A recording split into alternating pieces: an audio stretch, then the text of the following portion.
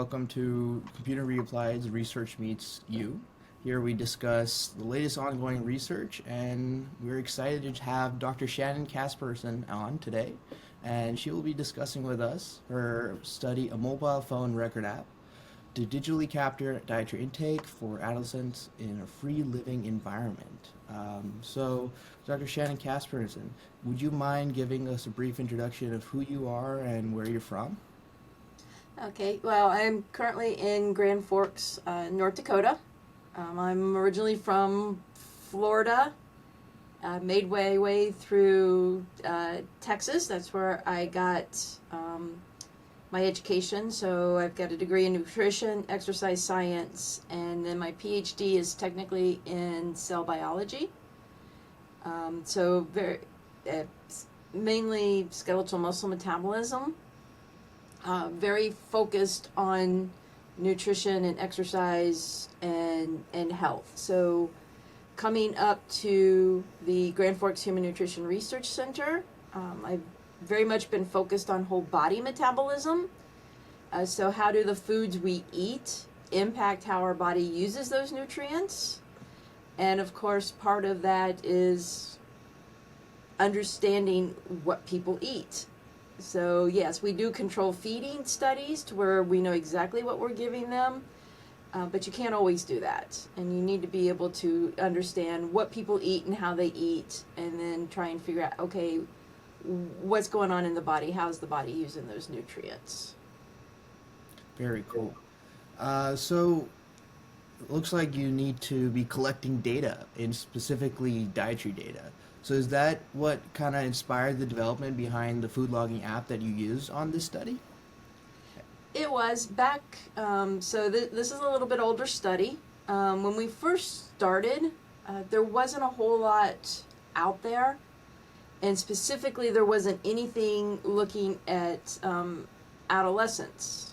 Everything is focused on adults and how to record those. In adults, it's a lot easier. So there's the 24-hour food recalls. A lot of people are familiar with food frequency questionnaires. But as things are moving forward, like you said, technology is constantly moving forward. Is there an easy way to get more accurate results? Because people overestimate fruits and vegetables. They underestimate some of the fats, and getting a better picture of how that goes. So when we first started this project, like I said, there really wasn't much out there. And with the way the phone technology was going, they had cameras. So this one, the phones we used, people would look at them and know, oh my goodness, that is so obsolete. Some of the very, very first smartphones that ever came out. Yeah, I remember those. And so we worked with some engineers, and they were the ones behind the actual development to figure out, okay, what can we do? There were a few other folks out there that were doing some of the research in adults, and so we grabbed what little bit was out there, learned from what they were doing, and then tried to implement it to see, okay, can we catch what kids are eating? And we were able to do that, what I consider fairly well, considering the ages that we were working with. Would you mind giving a brief idea of what the age range was for folks? Oh, for this study, they were 6th and 7th graders. Okay. So 10, 11, 12? Yeah, 13 max. Yes. Very cool. Just also before we keep going, I want to provide some context for folks. Would you mind explaining what the 24-hour dietary recall process is versus the food frequency questionnaire process? Okay, yes. The 24-hour food recall is you get a prompt, and then you go in and you sit and you remember everything you ate the day before. So what did you eat for breakfast? What did you eat for lunch? What did you eat for snacks? That is computerized. It has a lot of prompts to kind of help you remember what it is that you ate. And then a food frequency questionnaire is used to determine usual intake. So it's not a snapshot like a 24-hour recall. You're going to say, over the past month or the past year, have you ever drank orange juice? Yes or no? Yes. Okay, well then on average, how much do you drink? Well, I drink 1 glass a day. So it's gets at the usual intake. So they're kind of different. Yeah, no, it sounds like it. So one could basically say that the difference in these methods may lead to sometimes different outcomes, even for the same type of food item. Yes. So I guess just to follow up on that, before we continue going forward, the reason behind you deciding to do this app, were there any things drawing you back in those existing methods that said, hey, this is missing here and here, and this is why we want to try to build an app to collect these adolescents' data? Well, there's a lot of misreporting. So if you're trying to remember what you ate the day before, it's very easy to forget. If you're asking people, okay, record everything that you ate today, a lot of times they don't feel like writing down what it is they ate. So they may eat it and not write it down, or they may just not eat it. So then you're kind of changing the way they eat. The food frequency questionnaire, like I said, you use those when you just need to get a general understanding of somebody's typical diet. So there's no way to quantify what they're eating and how much they're eating on a day-to-day basis. That's very cool. Thank you for explaining that. So let's jump back into your study then. Would you mind describing the criteria for selecting your participants and the methods used to recruit them for this study, and if anything you learned between that process? Well, for this particular study, it was we worked with a school, so they were middle schoolers in a very specific school, because we had to go get permission from the school to be there, not only just the parents but also the schools, and because we were giving kids what looked like a phone, even though the phone service was not activated, there was a phone. We were asking them to pull it out and take pictures at lunchtime. So as you can imagine, that could cause some problems within a school. So for this one, it would be what we call a convenience sample. It was a school that said, yes, you can do your study here. And so then it was just a sample of their kids in which parents allowed them to participate. Very cool. Thanks. So was there any drawback through that process of having them take photos where sometimes they wouldn't? How would you track that to make sure they ate what they took the photo of? Back then when we first did that was one of the limitations of this. Okay.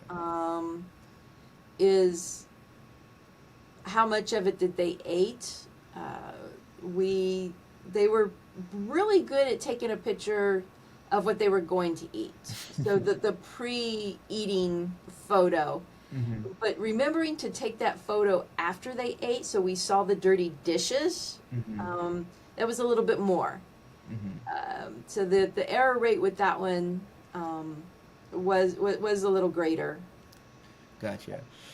Well, there's always room to grow, and that's why we do these studies, to find out the limitations of things. Exactly. Fantastic. So, would you mind walking us through some of the key features of the app? Obviously, there's some photo capture process, so maybe just a quick overview. Okay. So when you first opened it up, it just had a very back then it was good. Today's would be very rudimentary. Yeah. Sometimes better than what people make out there. A lot of ads and a lot of ways to distract you. Exactly. So it would just pop up and say, okay, what are you doing? So the first thing you had to do was say, I'm eating, and pick a meal: breakfast, lunch, dinner, snack. Mm-hmm. And then you were going to say, take a picture. Mm-hmm. Now, we had fastened a marker so that it was stuck to the back of the phone, so it was always there. Mm-hmm. and they were supposed to put the marker beside their plate and make sure that the marker was in the pitcher. For scale. Yes. And then we're gonna, once they take the picture and they say, yes, we want the picture, the next thing that they would do is say, okay, what is this? Mm-hmm. And trying to type in that text description. Some of the adolescents were really good at this. Majority of them, not so great. Mm-hmm. And then, of course, the concept when, we tell them, okay, we need to know how much you ate. Well, then they would say, I ate two chicken strips. Well, how big? They can range from little tiny things to pretty big chicken strips. Yeah. So they wouldn't do things like that. Some of them that were really good, the text descriptions were paramount to really understanding what they ate. Mm-hmm. So in the paper, I give the example of there was this clear bubbly liquid, and there's no way to tell, but that person was really really compliant and actually typed in that it was Sprite. Mm-hmm. So then we knew, okay, they're drinking a sugar drink. Yeah. So, but that's part of that age group, and but overall in general, I thought they did a really good job considering that they were 10 to 12-year-olds. Smartphones. Not every 10 to 12-year-old had a smartphone, Mm-hmm. and was not carrying it around. Mm-hmm. So they did pretty good. It would be interesting to see, how something like this would differ with today's technologies and today's advances, because there's been a lot of groups that have taken this rudimentary foundational study and have taken it on and have developed some really good apps. Yeah, no, absolutely. Just so everyone has a little bit of context, do you remember what year this study was conducted in? And that way they can, because like today when you say teenagers have phones was a thing of like not that often. It's like today that's not the case. Everybody has it, especially in leaving elementary schools. They got their iPads. Right. So I'm trying to remember if we started in the fall of 2013 or if we started in the spring of 2014. Okay. So That's back then. still, yeah, a while ago. Yeah. Exactly, 10 years ago. Absolutely. That was when the iPhone, I think, 5C, the colorful one, had come out, because that's what I remember trying to aim for at the time. And yeah, not everybody had those smartphones. It was still a coveted object to get. Exactly. Very cool. Thank you. One thing I want to ask is basically the question is, do you observe any type of weird trends or unexpected behaviors when you were collecting dietary data? And I guess my follow-up to that would be, did you notice, there's always the rumors that certain like guys at that age probably don't care about what they're eating, but girls may, and that's just not always the case. But was wondering if there was an example of some sort of gender differences, or did you notice that the older kids were more conscious of what they're eating because they're getting into sports? And I know this was early on, but just out of curiosity, what type of trends or things did you see? We didn't notice any of that Okay. in ours. Do you think Males or females, and like I said, it could be because this was 10 years ago, and I just think the novelty of it, that may have actually helped our compliance because of the novelty of it, and taking pictures of of your foods. That's And fair. yeah, and so things that I think a lot of people would forget, we would be getting pictures of. So we would be getting pictures of cans of drinks or a picture of their bottle of Gatorade, things like that. Very cool. So, I guess those pictures, the cool part is you're actually being able to see the specific brands in the image. Did you feel that you were limited by the accuracy or the detail of the food item? If they first, for example, just took a picture of a plate and all it had was mac and cheese, you didn't know, or a slice of pizza, you didn't know which exact brand it was. Did that impact you guys? For this particular study, no, because we weren't trying to actually quantify um, their foods Mm-hmm. to actually say they ate this much or didn't. We just wanted to see how well can we determine what it is they were eating. So that's why it relied on them typing in um, like homemade mac and cheese Okay. or Kraft mac and cheese or Velveeta mac and cheese Mm-hmm. or whatever the brand is that's out there. So we tried to tell them to add as much detail as possible Mm-hmm. to look at that. But as you can imagine, especially in the younger ages, the 10, 11-year-olds, it was a lot of just mac and cheese. Um, so if we really wanted to quantify, we would have needed to pay attention to as they were doing things more in real time. Mm-hmm. That was something that was discussed about adding, so Yeah. that there would be dings to a home center, every time somebody was doing something, and we could go in and check things real time Mm-hmm. and send them messages. And I do think that some of the new technological advances that have been made in trying to understand how people eat do have some of those features. Mm-hmm. Now, the real time aspect, that I don't know. But there's a lot of, well, how much? And they make it a lot easier. I know some of the ones that I've looked at, they already have what is the most common portion size.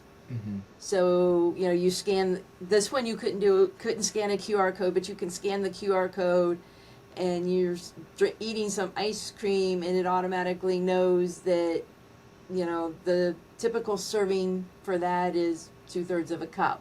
So then you go Yeah. in and you adjust from there. So there's been a lot of really great advances. Mm-hmm. No, that's what we're excited about as well. And I'm sure, I guess, on that topic, what is your goal for the dietary world? With these advances, are you hoping, I guess the question is, why did you step into the dietary specifically? Did you want to see change somewhere? Was there something driving you particularly? For this particular study, Including the study, because it's, as you mentioned, it's a foundation. So many people have built off of it and are improving the dietary capture process from there. So yes. when you were doing this, what was the drive inside? The drive really is to try and get a better understanding of what people are eating and how are they eating. Mm-hmm. There's a lot out there in the nutrition world on what is a snack. Yeah. How do you define what is a snack? Is it anything eaten between meals? Does it something that has to have calories? Mm-hmm. How many calories does it have to have? Because are you really eating a meal or are you eating a snack? Mm-hmm. So most of this is just a push to really better understand how do we eat, and what are some of the driving forces behind the eatings, and then we can get more precise in how the way people eat, whether it's their dietary patterns, whether it's specific foods, how is this really impacting health? Mm-hmm. Yeah.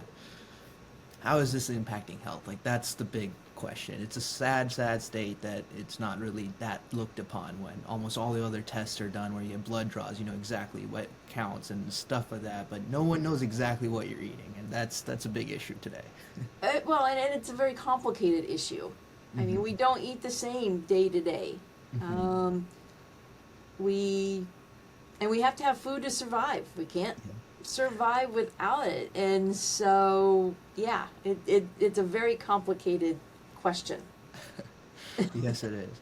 I guess just to kind of wrap things up here, do you have any last thoughts or suggestions advice to other researchers who either are coming into the field and want to do something dietary related, do like a novel study like yours that ended up being a foundational study, or even for other researchers who want to build off of what you've already done and see maybe there's thoughts of combining both the food frequency questionnaire type idea versus with a very detailed drilled down version of capturing what they're eating day to day. So any advice for those type of folks? Um, when it comes to dietary intake and trying to determine what people are eating and how much they are eating, the probably one of the most important thing is to let them know that it's okay. We're not judging them. Mm-hmm. That honesty needs to be the key. We don't care that you ate 5 M&Ms, but we need to know that you ate 5 M&Ms. Yeah. Or we need to know that you ate the whole 1 pound bag of M&Ms in one sitting because you couldn't stop. And to just realize that, when you are working with scientists and researchers and research studies, really pushing that honesty aspect and how important that is above anything else. Mm-hmm. No, that's great tip. Thank you. Well, we really appreciate you having you on, Dr. Casperson, and thank you again for even doing this research. You've really helped push the boundaries of what's going on in the dietary world, and fingers crossed that things keep improving and we get really good detailed dietary data soon. Exactly. And we're working there. It's getting better every day. Every day, one step forward. All right, thank you. All right, thank you. You have a great day. Too.